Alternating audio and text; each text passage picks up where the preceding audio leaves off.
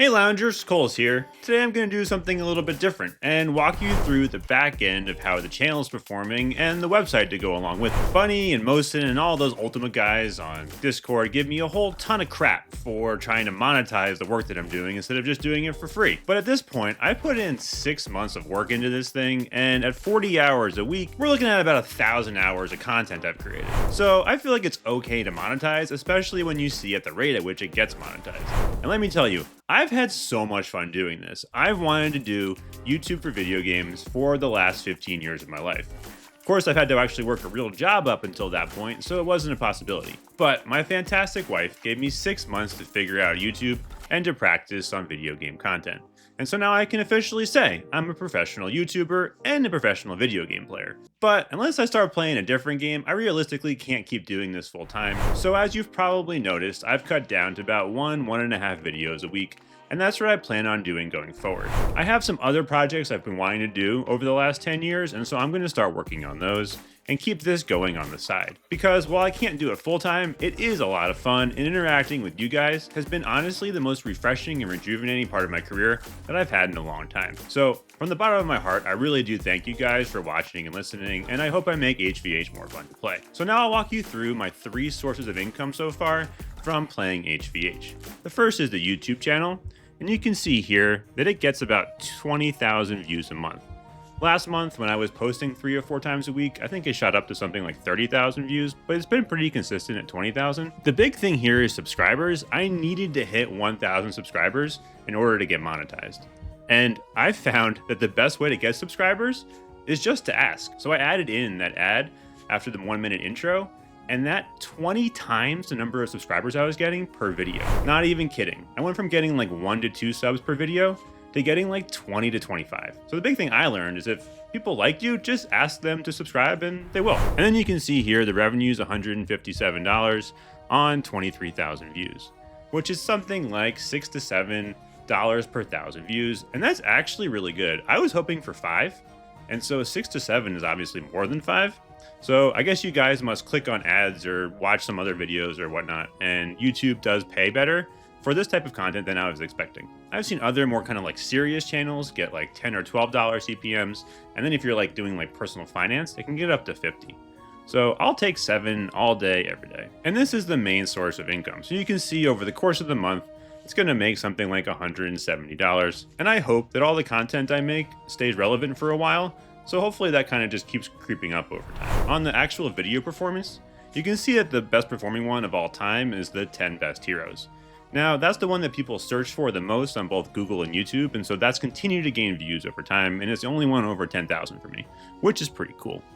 And in the same vein, things like tips and tricks and the best weapons, anything that has like a long shelf life continues to get traffic and views over time. The one that I put an obscene amount of time into was the beginner's guide, and that hasn't done as well as I hoped. It's continuing to get views and it should keep growing, but only 2,700 after a couple of months is actually pretty tragic. I put like 50 hours of work into that video, and I guess it just doesn't register. Some of the general things I've learned too is that people don't want to see HVH gameplay, maybe some like fun tips and tricks, but people generally understand how to play the game, and even the skill cap on something like 202 isn't big enough to like have most people want to watch me play it, so it's more commentary and explaining than anything else. Which is unfortunate because those take a lot more time to produce, and so that's why I'm cutting back to only 1 a week. The second source of revenue so far has been on Patreon, where we're up to 15 paid subscribers. So thank you fellow adventurers and fellow loungers for subscribing there. The executive producers have been about the same 5, 6, 7 people for the last 3 months, and so I really appreciate that support, as you guys have been some of my long-term fans, and it's been awesome to interact and grow with you. After Patreon's fees right now, it's $38 a month. So you add that to the 170, or about $200 so far in revenue. And then the last one is the website, hvhlounge.com. hvhlounge.com has actually been growing tremendously well, and I'm really happy with it in terms of growth in organic traffic. It's doing something like 20 to 30,000 visits each month, people mostly searching from Google. And then it answers their questions, and it kind of sends them from there to the YouTube channel. And they kind of go back and forth. The problem is, all you guys have ad blockers.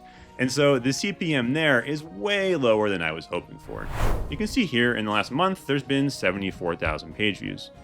That means each person is viewing something like 2 to 4 pages each, which is actually a lot for an informational website. However, it's only earning $128, which is $1.78 per 1,000 page views. Ideally, this should be more like $5 or $6 per 1,000. So this really hurts having this 3 times lower than I was expecting. But all in, I'm at my goal of about $500 a month from producing content on HVH, which may not sound like a lot, but for doing a job I hated for many years before this, it's been so refreshing to do something that I love every day and where work doesn't feel like work. I might try to start incorporating some more life learnings that I've learned from video games. It won't necessarily be HVH specific, but it'll take the concepts from the game and expand them out to how you can apply them both to your life or to your career. Things like being social in the guild or getting really good at the basics of a video game actually have implications that aren't just limited to HVH, and they have a broader audience. So I'm hoping some of those videos might be interesting to more people and bring more people into the channel, and ideally the game. And on that note, HVH just released its own creator program, so we'll see what they have in store there. But at a high level, HVH doesn't offer any kind of affiliate program, so it's really hard to monetize any content directly with the game. There are other games where you can input the creator's ID and they'll get a portion, I think, of your spend, and that just doesn't exist in HVH. And while they're not as small as they want us to believe, that's obviously not going to be a big priority for them because the creator pool is so small. And then just one last interesting note, you can see here, I have a list of every single article that I've written on the website, and I just recently passed over 100, so I'm pretty happy with that.